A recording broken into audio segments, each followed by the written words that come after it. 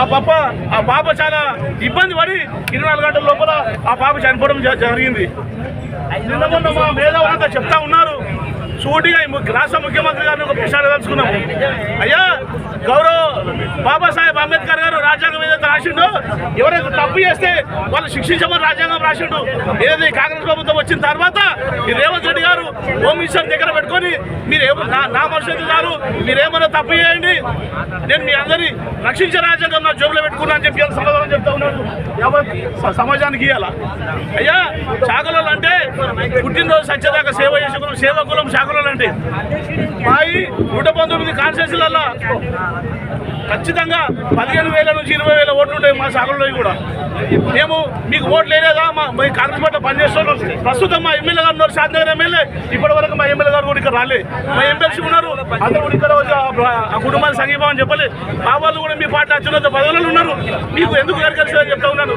అయ్యా, మీకు రేవంత్ రెడ్డి గారు మేము ఈ వేదిక నుంచి సీదా చెప్తా ఉన్నాం ఏంటంటే, మిమ్మల్ని గెలిపించలేకపోయినా పర్లేదు కానీ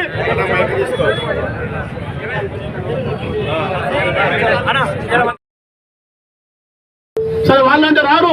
మా ఎమ్మెల్యే గారు కూడా శాంతినగర్ ఎమ్మెల్యే ఉమ్మడి మహబూబ్నగర్ జిల్లాని ఇప్పుడు రంగారెడ్డి అయింది. మా ఎమ్మెల్యే గారు వచ్చేంతవరకు వాళ్ళు పర్మిషన్ దాగలేవు.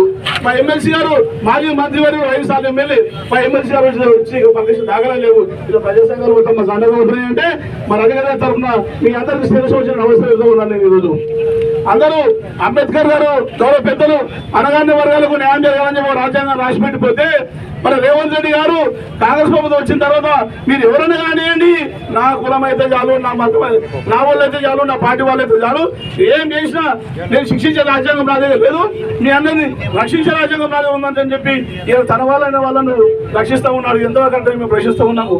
మా రజకులవి కూడా 119 నియోజకవర్గాలలో 15,000 నుంచి 20,000 ఓట్లు ఉన్నాయి. మా వాళ్ళు మీకు ఓట్లు వేయలేదా అడుగుతున్నాం. మన మున్సిపాలిటీ వేయలేదా? రేపు కేసులు మేము వేయలేదా? మీకు ఎట్లా ఓట్లు వేయాలని అడుగుతూ ఉన్నాం. మేము వేయాలి మిమ్మల్ని మీకు గెలిపించే ఓట్లు మా దగ్గర లేకపోవచ్చు ముఖ్యమంత్రి గారు, కానీ మేము ఓడగొట్ల ఓట్లు మాత్రం మా దగ్గర ఉన్నాయని చెప్పి నేను స్పష్టంగా వేదిక ద్వారా తెలియపరుస్తూ ఉన్నాను.